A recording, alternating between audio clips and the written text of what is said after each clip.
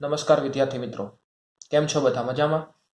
મિત્રો, આપણે વિજ્ઞાનના ગયા લેક્ચરમાં સંયોજક પેશી વિશે અભ્યાસ કર્યો હતો કે અલગ અલગ પ્રકારની જે સંયોજક પેશી છે મિત્રો, રુધિર પેશી હોય, અસ્થિ, પછી કાસ્થિ, મેદપૂર્ણ પેશી, આવી જે વિવિધ પ્રકારની સંયોજક પેશી છે કે જે શરીરના અંગોને જોડવાનું કાર્ય કરે તેવી સંયોજક પેશી વિશે આપણે અભ્યાસ કર્યો હતો. હવે આજના લેક્ચરમાં મિત્રો આપણે સ્નાયુ પેશી વિશે આગળ જોઈએ.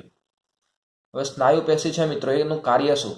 મિત્રો, આપણે હલનચલન કરી શકીએ. આપણે હાથ પગ ઉપર નીચે કરવા હોય, ચાલવું હોય, દોડવું હોય, તો આપણે જે પણ હલનચલન કરી શકીએ છીએ, કોના કારણે કરી શકીએ મિત્રો? સ્નાયુ પેશીના કારણે કરી શકીએ છીએ. તો સ્નાયુ પેશીના સામાન્ય લક્ષણો જણાવવાના છે અને સ્નાયુ પેશીના પ્રકારો લખવાના છે. તો સ્નાયુ પેશીના સામાન્ય લક્ષણો.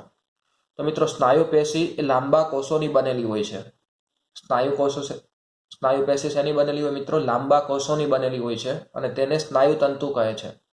આવા જે લાંબા કોષો હોય મિત્રો, એને શું કહેવાય? સ્નાયુ તંતુ કહેવાય. સ્નાયુ તંતુમાં વિશિષ્ટ પ્રકારનું સંકોચનશીલ પ્રોટીન એટલે કે એક્ટિન અને માયોસિન નામનું પ્રોટીન આવેલું હોય છે. તેના કારણે સંકોચન અને શિથિલનથી ગતિ મળે છે.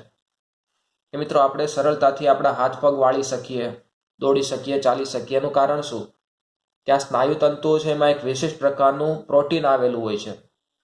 આ પ્રોટીન છે મિત્રો, એના કારણે સંકોચન અને શિથિલનથી સરળતાથી આપણે ગતિ મેળવી શકીએ. એનું સંકોચન સરળતાથી થઈ શકે અને શિથિલન એટલે કે વિસ્તરણ પણ સરળતાથી થઈ શકે છે. આથી આ પેશી આપણા શરીરમાં હલનચલન કે પ્રચલન માટે જવાબદાર છે. આ પેશીનું મુખ્ય કાર્ય કીધું મિત્રો. સ્નાયુ પેશી શેના માટે જવાબદાર છે? હલનચલન કે પ્રચલન માટે. આપણે હાથ પગ ઉપર નીચે કરી શકીએ અથવા તો પ્રચલન એટલે કે એક જગ્યાએથી બીજી જગ્યાએ જવું હોય તો એના માટે કઈ પેશી જવાબદાર છે? સ્નાયુ પેશીનો આપણે ઉપયોગ કરીએ. સ્નાયુ પેશીની મદદથી આપણે પ્રચલન કરી શકીએ કે હલનચલન કરી શકીએ છીએ. સ્નાયુ પેશીના પ્રકાર જોઈએ મિત્રો, તો 3 પ્રકાર છે: રેખિત સ્નાયુ પેશી, અરેખિત સ્નાયુ પેશી અને હદ સ્નાયુ પેશી. આ 3 પ્રકાર આપેલા છે મિત્રો. ખબર પડી ગઈ તમને સ્નાયુ પેશી વિશે? એક વખત ફરીથી જોઈ લઈએ. તો સ્નાયુ પેશીના લક્ષણો કયા કીધા મિત્રો? કેવા કોષોની બનેલી હોય છે? તો સ્નાયુ પેશી લાંબા કોષોની બનેલી હોય છે અને આવા જે લાંબા કોષો છે તેને શું કહેવાય મિત્રો? સ્નાયુ તંતુ કહેવાય. એટલે પહેલો પોઈન્ટ યાદ રાખજો મિત્રો કે સ્નાયુ પેશી એ લાંબા કોષોની બનેલી હોય છે અને આ જે લાંબા કોષો છે તેને સ્નાયુ તંતુ કહેવાય. હવે આપણે હલનચલન અને પ્રચલન કેમ કરી શકીએ? એનું કારણ શું? કે સ્નાયુ તંતુમાં વિશિષ્ટ પ્રકારનું સંકોચનશીલ પ્રોટીન આવેલું હોય છે. હવે આ પ્રોટીનને કારણે શું થાય મિત્રો? સંકોચન અને શિથિલનથી આપણે સરળતાથી ગતિ મેળવી શકીએ છીએ. સંકોચન થાય અને શિથિલન થાય, આપણા જે અંગો છે એનું સંકોચન થઈ શકે, કોષોનું સંકોચન થાય અને શિથિલન થાય છે. આથી આ પેશી આપણા શરીરમાં હલનચલન કે પ્રચલન માટે જવાબદાર છે. એના 3 પ્રકારો કયા કીધા મિત્રો? રેખિત સ્નાયુ પેશી, અરેખિત સ્નાયુ પેશી અને હદ સ્નાયુ પેશી. આ 3 પ્રકારો છે. હવે આ 3 પ્રકારો વિશે આપણે માહિતી મેળવવાની છે. તો શરૂઆત કરીએ મિત્રો રેખિત સ્નાયુ પેશીથી. આગળનો પ્રશ્ન છે કે રેખિત સ્નાયુ પેશીની રચના સમજાવો. એના વિશે જોઈએ મિત્રો. તો આ પેશી સ્નાયુબંધ વડે કંકાલ સાથે જોડાણ ધરાવે છે અને શારીરિક ગતિશીલતા પ્રાપ્ત કરવામાં મદદ કરે છે. તેથી તેને કંકાલ સ્નાયુ પેશી કહે છે. કે મિત્રો, આ જે પેશી કીધી તમને રેખિત સ્નાયુ પેશી, એ સ્નાયુબંધ વડે કંકાલ સાથે જોડાણ ધરાવે છે. કંકાલ એટલે કે આપણું જે હાડપિંજર હોય એની સાથે એ જોડાણ ધરાવે, એની સાથે જોડાયેલી હોય છે અને શારીરિક ગતિશીલતા પ્રાપ્ત કરવા માટે મદદ કરે છે. આપણા શરીરનો જે આકાર છે કોના કારણે છે મિત્રો? તમને ખબર જ છે, કંકાલને કારણે છે, હાડપિંજરને કારણે. તો આ જે પેશી કીધી તમને સ્નાયુ પેશી, રેખિત સ્નાયુ પેશી, એ કંકાલ સાથે જોડાયેલી હોય છે અને આપણને શારીરિક ગતિશીલતા પ્રાપ્ત કરવા માટે, હલનચલન પ્રાપ્ત કરવા માટે એ મદદરૂપ થાય છે. તેથી તેને કંકાલ સ્નાયુ પેશી પણ કહેવાય. હવે મિત્રો, આ પેશીનું જે હલનચલન થાય છે એ આપણી ઈચ્છાથી થતું હોય છે, એટલા માટે તેને ઐચ્છિક સ્નાયુ પેશી પણ કહેવાય. કે આ સ્નાયુ પેશીનું હલનચલન પ્રાણીની ઈચ્છા શક્તિને આધીન એટલે કે આપણી ઈચ્છા અનુસાર જરૂરિયાત પ્રમાણે ગતિ કરાવી શકીએ કે રોકી શકતા હોવાથી તેને ઐચ્છિક સ્નાયુ પેશી પણ કહે છે. કે રેખિત સ્નાયુ પેશી છે તેનું હલનચલન પ્રાણીની ઈચ્છા શક્તિને આધીન એટલે કે મનુષ્ય અથવા તો પ્રાણીની ઈચ્છા હોય એ પ્રમાણે થતું હોય છે. એને ગતિ કરાવી શકીએ અથવા તો રોકી પણ શકીએ છીએ. ખબર પડી મિત્રો કે આ રેખીય સ્નાયુ પેશી છે એને ઈચ્છા અનુસાર ગતિ કરાવી શકીએ અથવા તો રોકી પણ શકીએ છીએ. એટલા માટે આ જે પેશી છે તેને ઐચ્છિક સ્નાયુ પેશી પણ કહેવાય. સૂક્ષ્મદર્શક યંત્રમાં જોતા આ પેશીના સ્નાયુતંતુઓમાં એકાંતરે ઘેરી અને ઝાંખી આડી પટ્ટીઓ જેવી રેખાઓ જોવા મળે છે. મિત્રો, સૂક્ષ્મદર્શક યંત્રની મદદથી તમે રેખીય સ્નાયુ પેશીના કોષોનું તમે અવલોકન કરો તો તેમાં તમને ઘેરી અને ઝાંખી આડી પટ્ટીઓ જોવા મળે છે.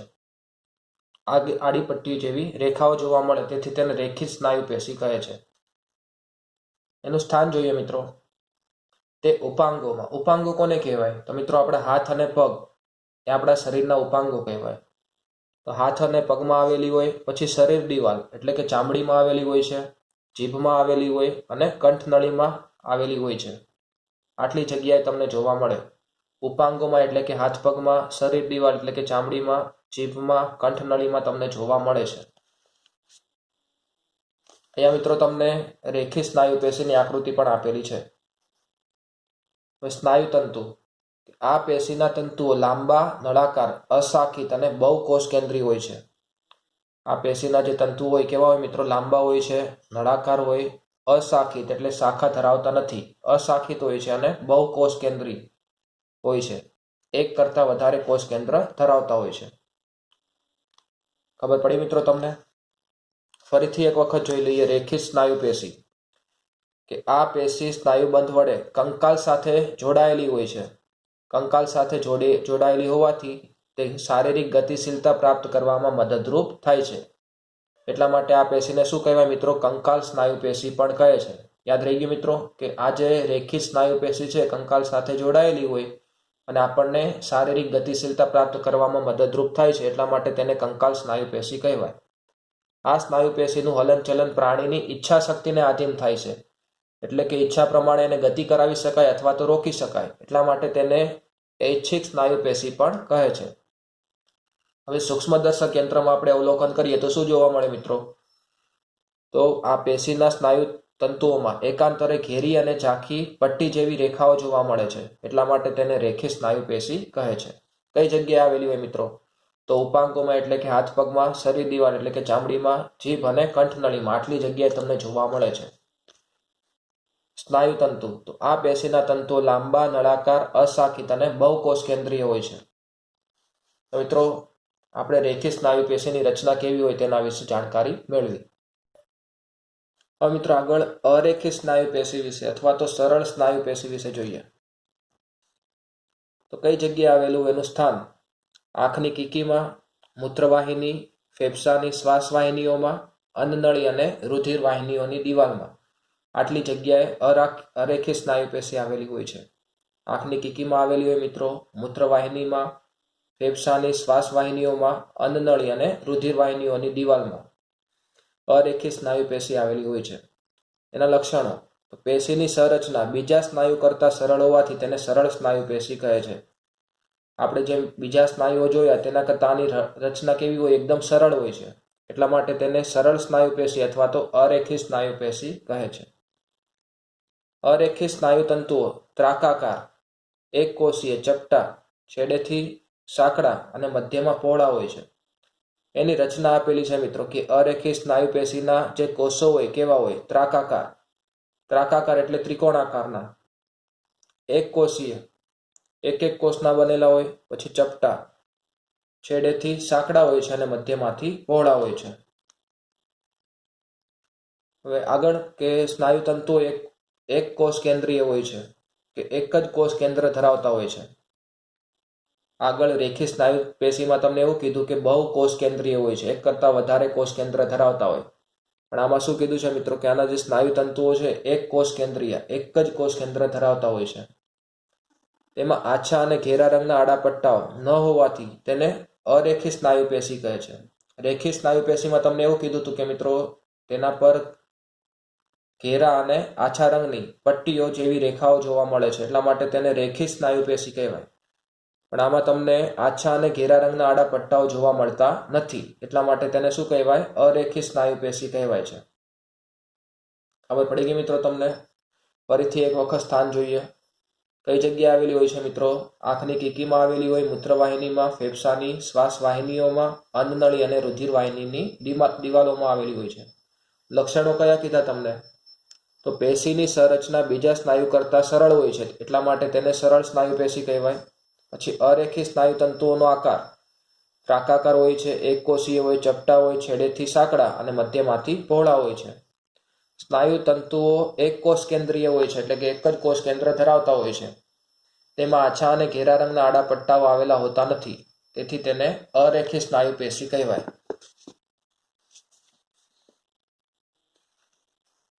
અન્નનળીમાં ખોરાકનું વહન કે રુધિર વાહિનીઓમાં રુધિર પ્રવાહ અનૈચ્છિક ગતિવિધિ છે. અનૈચ્છિક એટલે આપણી ઈચ્છા હોય કે ના થાય મિત્રો. અન્નનળીમાં ખોરાકનું વહન તો થશે જ, અને રુધિર વાહિનીઓમાં રુધિર પ્રવાહનું વહન પણ થશે. તમારી ઈચ્છા હોય કે ન હોય, શરીરની અંદર રુધિરનું પરિભ્રમણ તો થવાનું ચાલુ જ રહેશે. તમે એમ વિચારો કે રુધિરનું પરિભ્રમણ બંધ થઈ જાય તો બંધ થશે? નહીં બંધ થાય મિત્રો. એવી ક્રિયાઓ કે જે તમારી ઈચ્છા પ્રમાણે ન થતી હોય તેવી બધી ક્રિયાઓને અનૈચ્છિક ક્રિયાઓ કહેવાય. અનૈચ્છિક ગતિવિધિ કે શ્વસનની ક્રિયા છે, પાચનની ક્રિયા છે, આવી બધી જે ક્રિયાઓ હોય એ અનૈચ્છિક ક્રિયાઓ છે. આ ક્રિયાઓ પર તમારું કોઈ નિયંત્રણ હોતું નથી.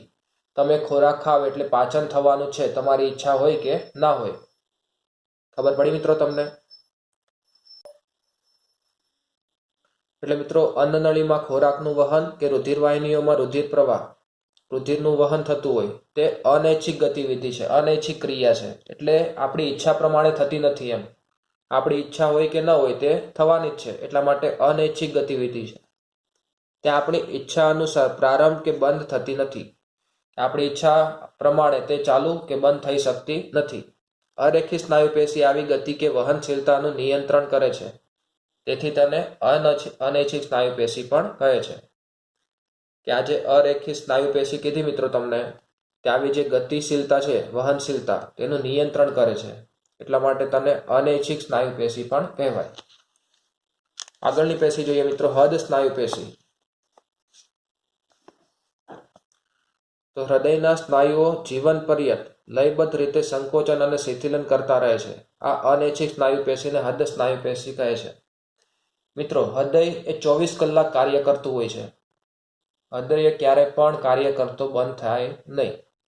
એટલે હૃદયના જે સ્નાયુઓ છે જીવન પર્યાય, એટલે આપણે જીવીએ ત્યાં સુધી, આપણા મૃત્યુ સુધી એ લયબદ્ધ રીતે સંકોચન અને શિથિલન કરતા રહે છે. લયબદ્ધ રીતે એટલે ક્રમિક, એ સંકોચન અને એનું શિથિલન સતત ચાલુ રહે છે.